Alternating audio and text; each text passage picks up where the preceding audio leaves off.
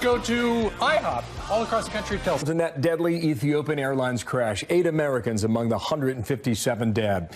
Here at home, at least one senator calling for the same for Boeing. So far, no plans to make that happen. There's a team of American experts on the ground now. We'll get a live report on their investigation moments away this morning here. First, however, breaking news from Venezuela. The U.S. has pulled out all of its staff members from the embassy as the situation on the ground deteriorates rapidly there. Good morning, everybody. Trying to assess the reality as we say hello from New York. I'm Bill Hemmer. Sandra, good morning to you, Bill. I'm Sandra Smith. The move comes as opposition leader Juan Guaido considers allowing foreign military intervention to help with the growing humanitarian crisis on the ground. Violent protests, food and medicine shortages, and widespread power outages. So will the U.S. intervene? Cuba is the true imperialist power in Venezuela. Russia, too, has created this crisis. Today, the United States is drawing a clear line between those who aid the forces of repression and those who give life to the Venezuelan people's democratic dreams. What's going on today in Venezuela, Trish, is a catastrophe in what you've been seeing and tuning into. Unfortunately, also the provision of water. There is no massive transportation system. A health crisis as well, which is generating over 25 deaths so far. White House correspondent Kevin Corke is live from the North Lawn. Kevin, what options does the U.S. have here?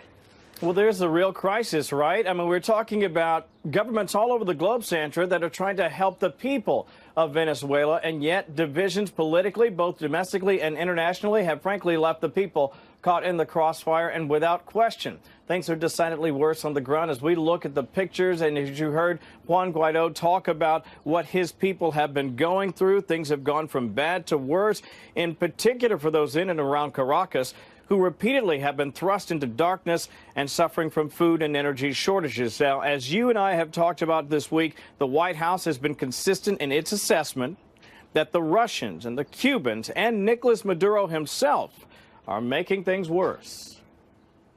The Venezuelan people, we are attempting to restore basic rule of law, transparency, democracy, and the wealth that sits in the property basin of Venezuela is for the Venezuelan people.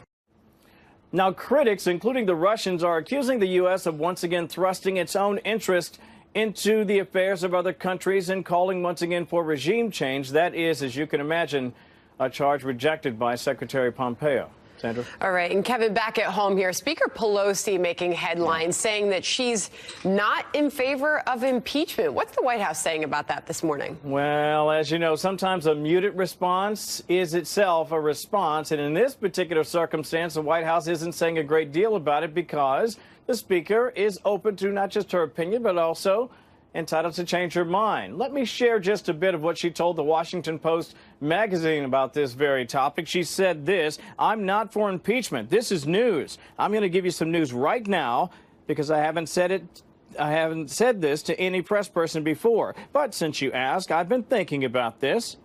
Impeachment is so divisive to the country that unless there's something so compelling and overwhelming and bipartisan, I don't think we should go down that path because it divides the country, and he's just not worth it."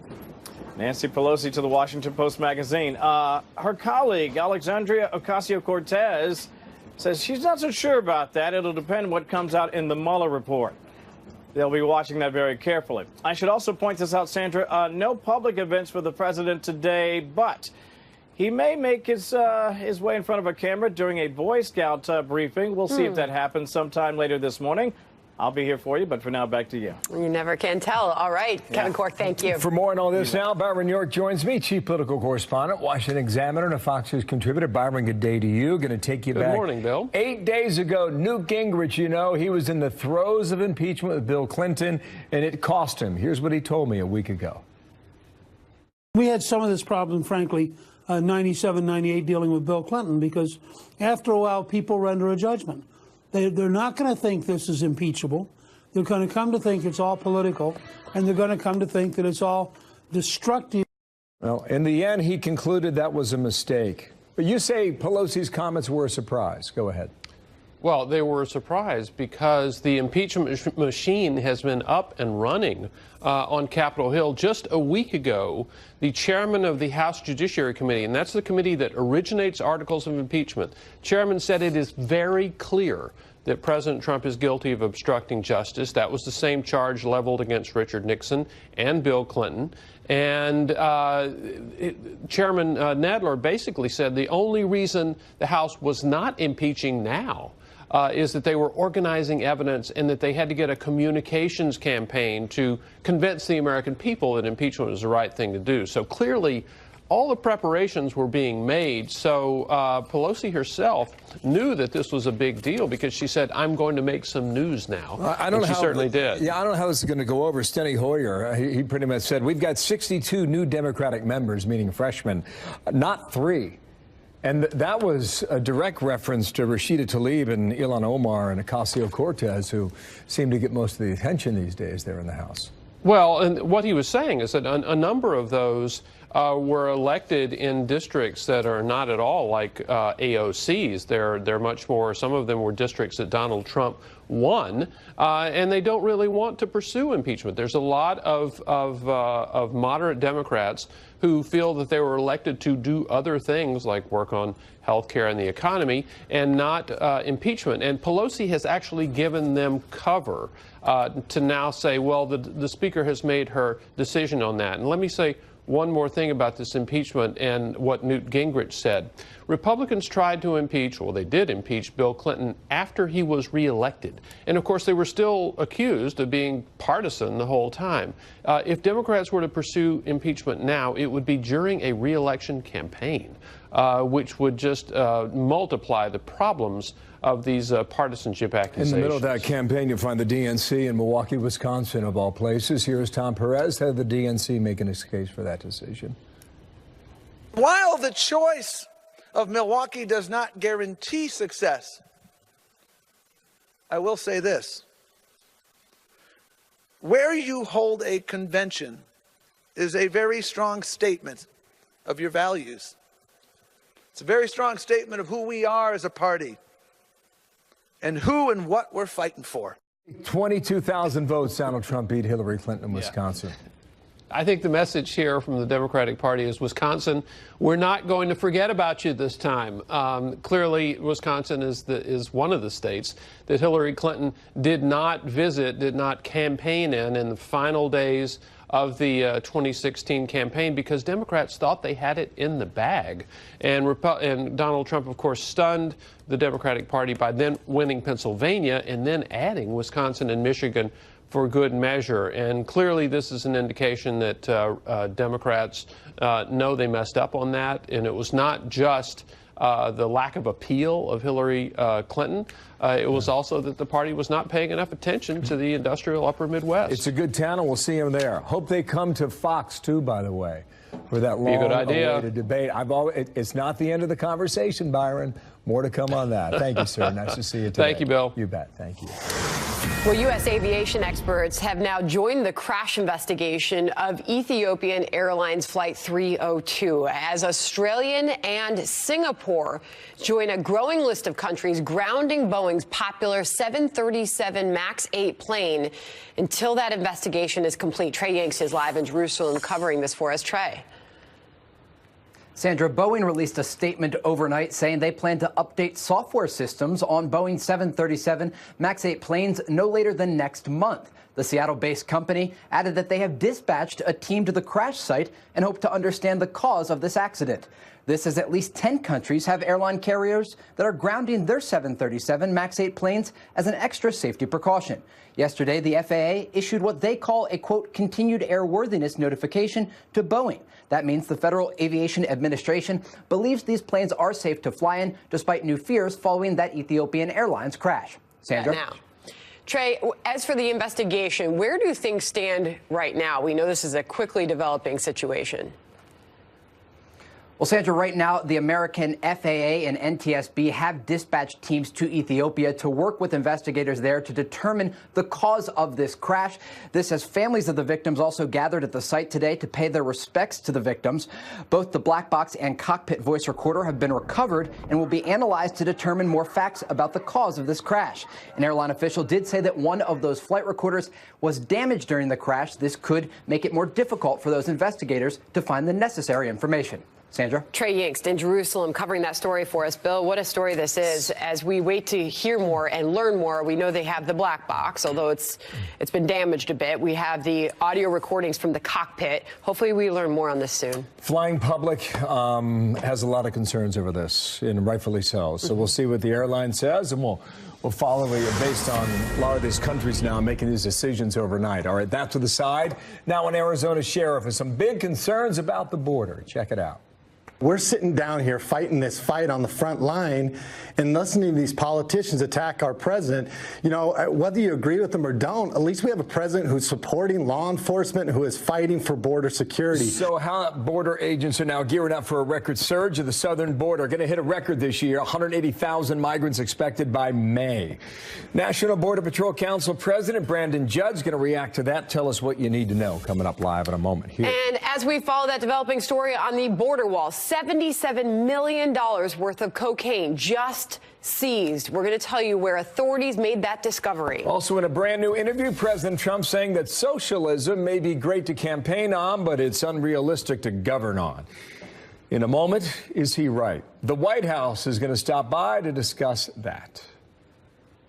America's like a ladder, and the people ahead of us help us up the ladder. We have an obligation to turn around and help other people behind us. A lot of these folks seem to want to knock the ladder down. Authorities discovering nearly 3,200 pounds of cocaine at the port of New York and New Jersey. Take a look at this. Federal agents finding the drugs at a shipping container that arrived from Colombia last month, calling it the biggest cocaine bust at the port in nearly 25 years. The drugs had an estimated street value of $77 million. We're sitting down here fighting this fight on the front line. Whether you agree with them or don't, at least we have a president who's supporting law enforcement, who is fighting for border security. Cartel they don't have rules they're playing by. When you say there's not a problem, there's absolutely a problem, and the cartel has no problem crossing any of those lines. That there was an Arizona sheriff by the name of Mark Lamb. He was on with Laura last night addressing a dire situation on our southern border. These border agents are gearing up for a record surge. Brandon Judd, President National Border Patrol Council, with me now. And sir, welcome back to our program here. Bill, thanks for having me. Bit of a delay in the satellite. I'll try not to step over you. 180,000 migrants will arrive here by the month of May. That will be a new record, sir. What are we going to do about it? Well, this is a dream come true for organized crime, for these criminal cartels. What they're able to do is they're able to distract us, push these individuals across, take our resources out of the field, and tie up our hands in order to create these gaps in the border so that they can push their higher value products across the border, such as this cocaine bust that you just saw in New Jersey. These are the types of things that if we do not get control of the border, we're going to continue to see more fentanyl, more opioids, more deaths here in the United States. We have to control the border, and these migrants, they're being used as pawns, and that's the reason why this is so important. Do you think the government could stop this if the government wanted to? I know the government can stop this. This isn't rocket science. All we have to do is put the resources on the border. We need to get behind those individuals that actually want to secure the border. If we did that, we would actually do what needs to be done. The simple threat that these individuals will be held in custody pending deportation proceedings, we saw that dropped the numbers exponentially. That's what we need to do. We need our politicians to have the political will to say we need to secure the border once and for all. All right, more arrests in the first 5 months than all of last year. I mean, these numbers are just astounding. They just go higher. Primarily now Guatemala, Honduras, and El Salvador. So what is the big difference between this year, for example, and last year, sir? Well, the major difference is that everybody knows that they can continue to exploit our loopholes. If you go back to 2017, when we had that exponential drop, it's because everybody thought that if they crossed the border illegally, they would be held in custody pending their deportation or asylum hearings. That's not what happened. The catch and release program continues, and while that continues, that's going to be the magnet that draws these individuals here that says, all I have to do is break the law, there will be no consequence, I will be let go. Pending a hearing that I don't have to show up to, and then I can disappear into what Obama coined as the shadows of society. And that's what's happening with these individuals. So that kind of explains the next number here. Fewer than 20% of those who seek asylum are granted asylum. So then what happens to the rest? Do they just dissolve? Yeah, what happens is they just don't show up to their court appearance. They disappear, and then you've got the politicians that are saying, well, these are not criminals. They only crossed the border illegally. Let's not go after them. And that's the message that is being sent worldwide, that we do not have the political will to enforce our immigration laws. And if we don't have that will to enforce our immigration laws, nobody is going to be scared to violate them. Last question here. Why do you think we failed on this so miserably for decades? Well, I have my theories. I think that it's all due to politics. You've got individuals that are going to play to their base. They care more about their re-election bid than what they do this country, and that's frankly what's taking place right now. I'm sorry about that. It is likely the reality. Brandon Jett, thank you for your time, sir. Good to have you back on our show. Thank you for coming back here. Thank you. You bet, Sandra. Well, the British Parliament getting ready for a make or break vote on Brexit, just hours away now from that. So how will this impact us here at home? We're live from London next. Also got some stunning new video in on this powerful storm creating chaos for drivers, and coming up next. In Germany, take a look at this dashcam video capturing the moment when the part of a roof came crashing down on the street below, and that's when you want to bail. It hit a passing car. It happened in Cologne in western Germany. Cologne, as we say. Wow. It's even worse, man. Car was covered in debris. Fortunately, the driver and passenger were not injured, although firefighters had to pry them out of that vehicle. Cologne, Germany. You ever been to that town? Dramatic video. Beautiful town. I have not. I'm sure you have. The cathedral is extraordinary, and that's why you go. Beautiful. Also Well, that known was as not so good. Also known as Cologne, but the driver and passenger, okay. All right, that's enough. Now on to this story. This morning, British Parliament facing a critical Brexit vote just hours from now. This as Prime Minister Theresa May says she has secured new help from EU leaders in a last-ditch effort to rescue her plan. Benjamin Hall's following all this from our London bureau this morning. Benjamin, we could see some movement on this today. What do we expect?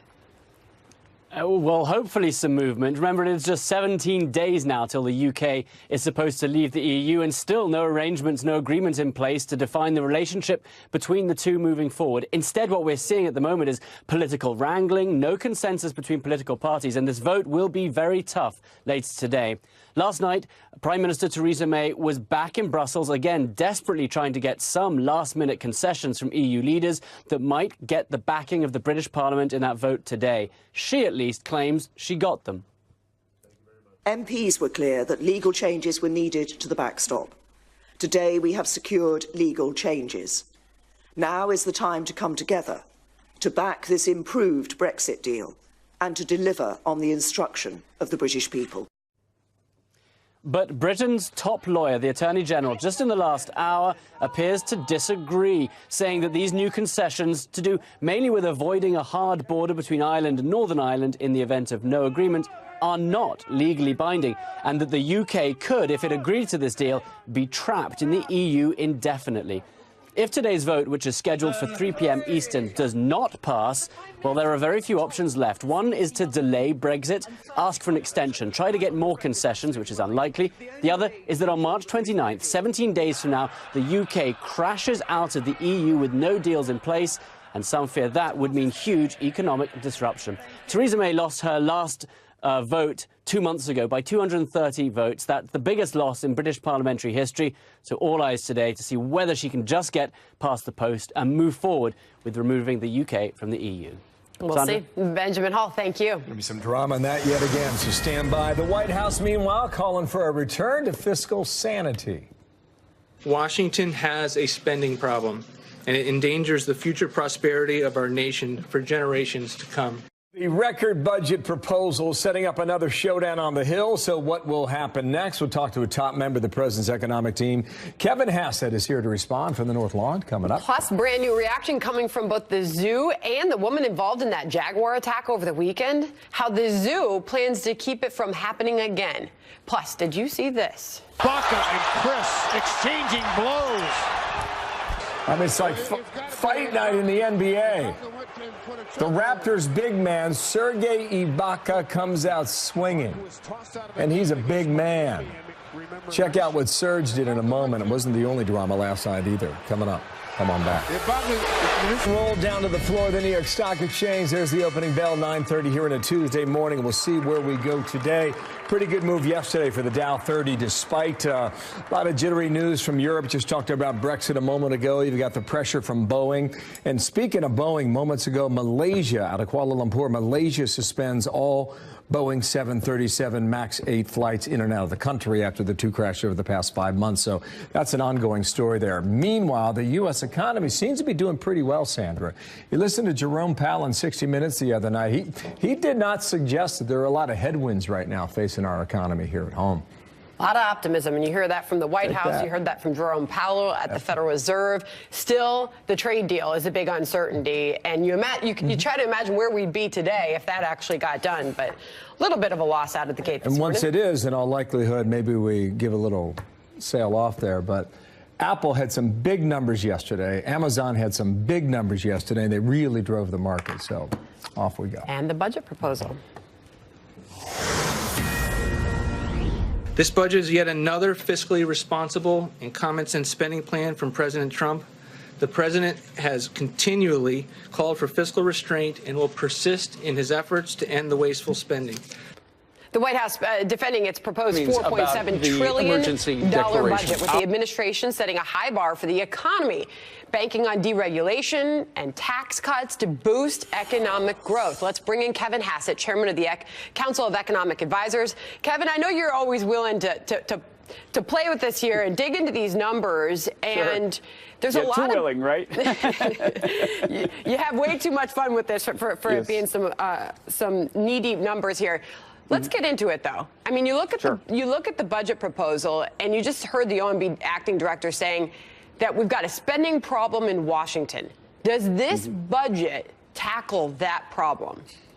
Yeah, the budget absolutely does tackle the spending problem. And I think that in the end, the budget deficit problem is one that's going to depend on growth. And, you know, last year, all the critics were saying there's no way Donald Trump delivers 3% growth. And growth last year was 3.1%, exactly what we said.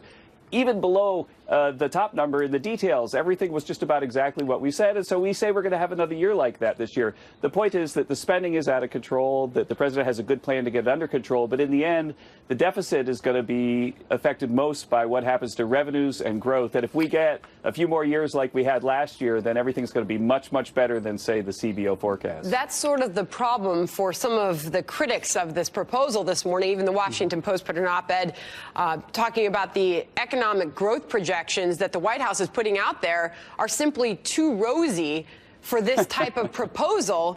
Let me run the numbers by you. The White House is projecting 3.2% growth in 2019, average of 3% growth over the next decade.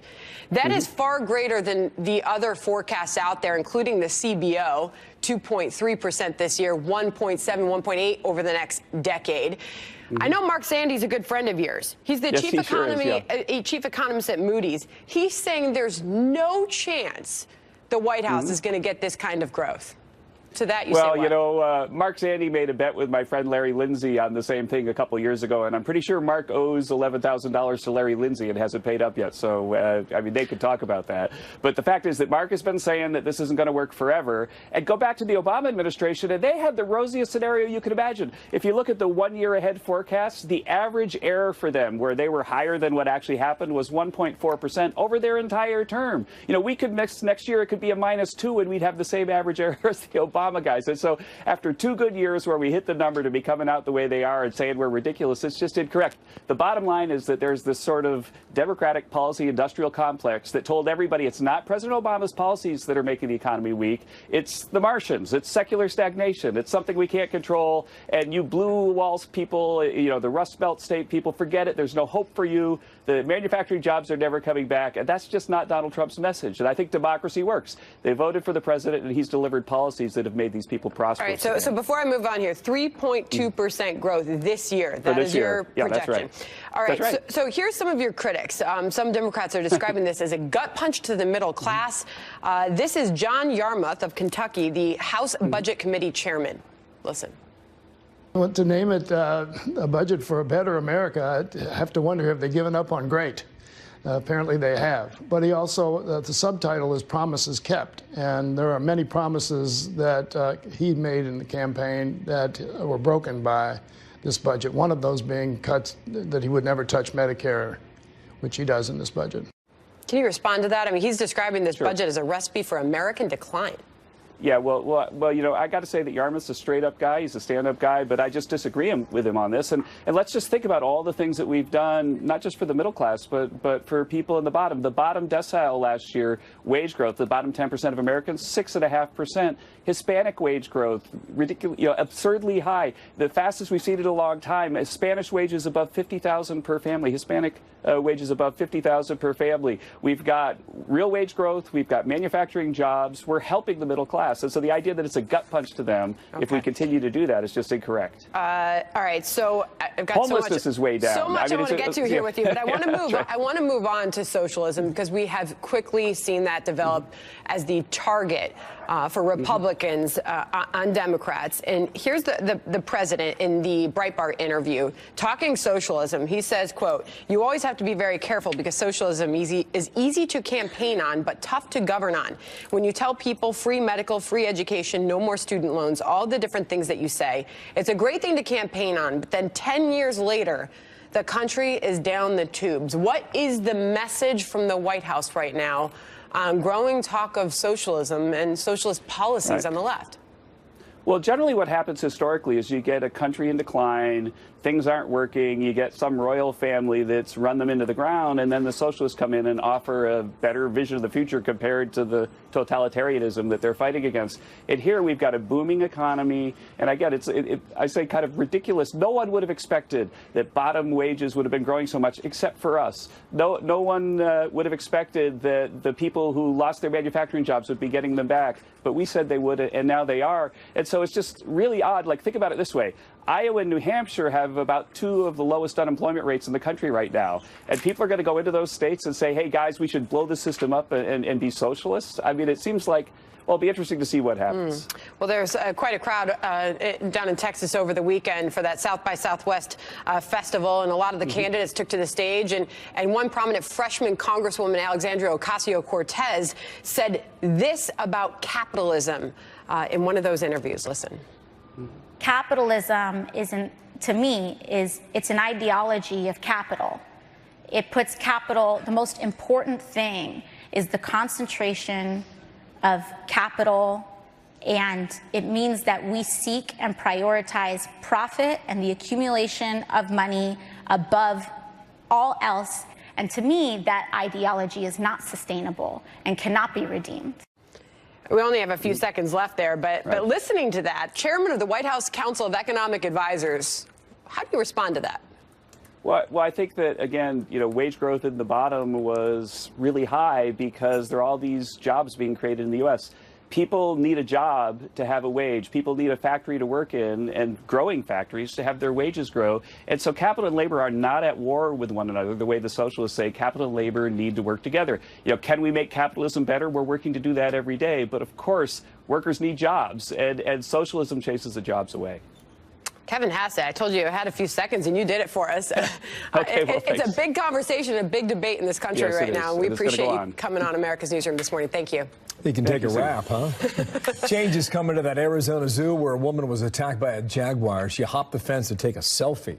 Chief correspondent Jonathan Hunt joins us from our West Coast bureau. And what is the woman saying there, Jonathan?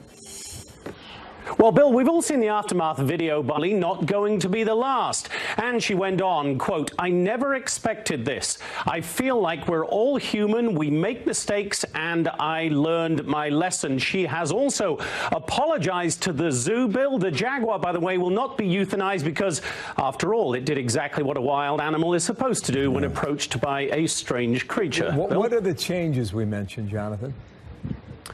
Well, they haven't actually given any details of the changes. They've simply committed to doing it. Listen here. We are absolutely going to change the exhibit to ensure that we do our part and everything we can to make sure our guests are safe and nothing like this can happen. Now, it would seem likely that they might move back that lower barrier as one safety measure, if only to further demonstrate to humans that it's less than smart to try to get up close and personal with an animal that can run at around 50 miles per hour, can pierce a skull with one bite, and that has long, sharp claws designed precisely so they can put a vice-like grip on prey such as humans who come too close to their cage. Bill, no word on whether the zoo intends to introduce an IQ test for visitors before they're granted entry. Might be an idea in my book. Tough lesson to learn, too. Thank you, sir. Jonathan Hunt there from L.A. Sure. Nice to see you.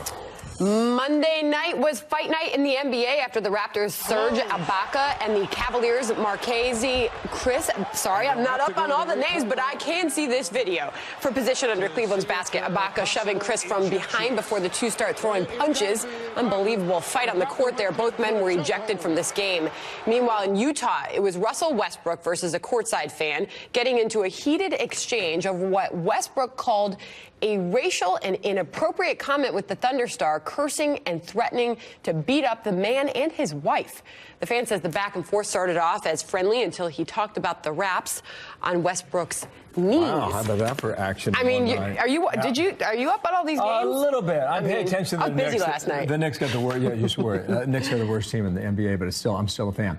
What Utah Jazz did is they handed out a placard to all the fans who came in there, reminding them about their behavior and responsibility inside the arena. So perhaps we have not heard the last of that story out there in Utah. So stay tuned. In the meantime, more division. Democratic Party. Speaker Nancy Pelosi breaking with the radical left and her party over impeaching the president. Former Assistant U.S. Attorney Andy McCarthy's got some thoughts on that and what you need to understand about all the important legal developments that are on the docket for this week. Andy's next. Plus, there is this. She should be scared because the Democratic Party of Alexandria Ocasio-Cortez has no future. It really does not. And I hope Pelosi does rein them back in so we can have some reasonable discussions up on the Hill. Plus, Congressman Dan Crenshaw says Speaker Pelosi has got some real problems with freshman Democrats. Our A-team will take this one up there on deck. Also, Senator Liz Warren versus Facebook. The social media giant caving in on a request. We'll explain the back and forth and what went down in the end. Breaks on talk of impeachment, saying she's opposed to it for now, much to the dismay of many other Democrats. Andy McCarthy, former Assistant U.S. Attorney, Fox News contributor. Andy, how you doing? Good morning to you. I'm doing great, Bill. Here is the quote from the Washington Post, all right? She says, "I'm not for impeachment. Impeachment is so divisive to the country that unless there's something so compelling and overwhelming and bipartisan, I don't think we should go down that path because it divides the country, and he's just not worth it." I don't know how that goes over with people like Tom Steyer, but what do you make of her comment there, Andy? Well, Bill, you know, there's a little good cop, bad cop going on. Pelosi wants to carry the message to the public that no, we're not here just to impeach Trump. We have important work to do. And while that's going on under the radar, Nadler's committee and Schiff's committee will go about the business of trying to dig into anything that could conceivably, in their minds, be a high crime and misdemeanor. To some extent, I'm sympathetic to this. I wrote a book about impeachment 5 years ago called Faithless Execution, in which I argued that even if you have 1,000 impeachable offenses, impeachment is essentially a political process, not a legal one. And if you don't have a consensus in the country that cuts across partisan lines, it doesn't have any prospect of success anyway. So I think she's trying to carry that message while the other guys go about the business of what this has been about all along, which is not impeachment. It's to make this guy the president unelectable, when it gets to 12, 15 months. I thought the word bipartisan was interesting. Unless you get Republicans to buy into it, it's going to be seen as a political exercise, as you rightly point out there. Sarah Sanders asked about a pardon for Paul Manafort. He's before a judge again tomorrow. Here's the exchange from the briefing yesterday. Why hasn't the president ruled out a pardon for Paul Manafort? The president has made his position on that clear, and he'll make a decision when he's ready. Here's what I think is important. Manafort before a judge tomorrow. Just tell our viewers what you believe is important as I stack this up. Michael Flynn's got a status report this week. Roger Stone, I think, is going to get a trial date this week. What do we need to pay attention to as we bounce between judges and courtrooms over the next 4 days? Well, I think with Manafort, Bill, the important thing is the judge last week gave what was mostly deemed to be a light sentence. I think as we discussed, he did that precisely because he knew that the judge who's going to sentence Manafort tomorrow is going to slam him. That's basically a function of the sentencing guidelines, so I'd expect to see him get a very heavy sentence. At the same time, I really think this is winding down. If Mueller was building to a conclusion that involves some kind of a conspiracy involving espionage and the president, you wouldn't see all these people either getting sentenced or charged with things that are merely process crimes that don't have anything to do with an espionage conspiracy. So we're going to get news in individual cases, but this is drawing to a conclusion. Wow, so you're saying it's winding down. That's the phrase I hear from you. The Mueller report is about to conclude. Yeah, I think so, Bill. If you're building to a big case, then you get the underlings to come in and they don't plead guilty to process crimes. They plead guilty to conspiracy. And they say, here's what I did with the Russians. Here's what the president did. Here's what Manafort did. Here's what Page did. We never heard anything like that. And that's how a prosecutor builds to a big case. You don't build to it by getting everybody to plead out to lying to the FBI. Thank you, Andy. It's good to see you. Andy McCarthy with us. Come on back soon, okay? Thank you. Thank you. 37 MAX 8 plane that was involved in that Ethiopian crash.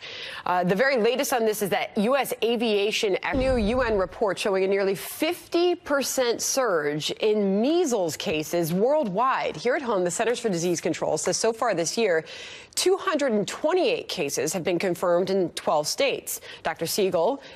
Mark Siegel joins us now. Dr. Siegel, what is happening with this spike in cases of the measles? It's a huge problem. And actually, you set up 50% last year in the world. There was 110,000 measles deaths in the world. Wow. And it's particularly hit the countries of Brazil, Ukraine, and Philippines, and the reason is for lack of vaccine compliance or vaccine availability. And you're seeing in those states you showed here in the United States, it's the same problem.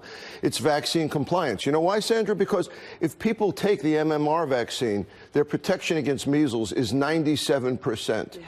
And we need 90% to protect the community, to get a community immunity going around, a ring of immunity. And that's why children really shouldn't go to school unless they've had that second MMR shot. And that's the big one. And you usually get that before you're at least 5 years old. Exactly. Here in the States.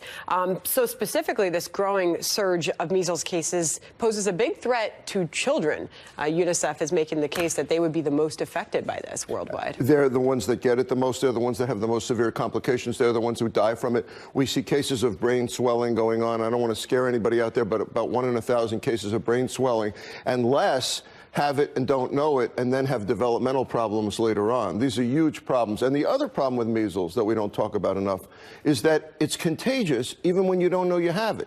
You think, I'll stay away from that person with that bright red rash or the red eyes, but you don't get that till about day 4. So you have the sniffles. And you were just saying in your house there's sniffles all over the place. Everybody's sick. Well, and of course your kids were vaccinated against the measles. Yes. But if you were in a house that wasn't, they could have those same sniffles, and bam, they get the rash. By the time they got it, they've spread it to everybody around them. It's an enormously contagious disease to people that haven't been vaccinated. What would you say, finally, Dr. Siegel, is attributing, what would you attribute this rise in cases to? I mean, is it? Well, you know, in the underdeveloped world, it's clearly due to not enough vaccine availability. But the World Health Organization has definitely done a lot to try to combat that, and UNICEF.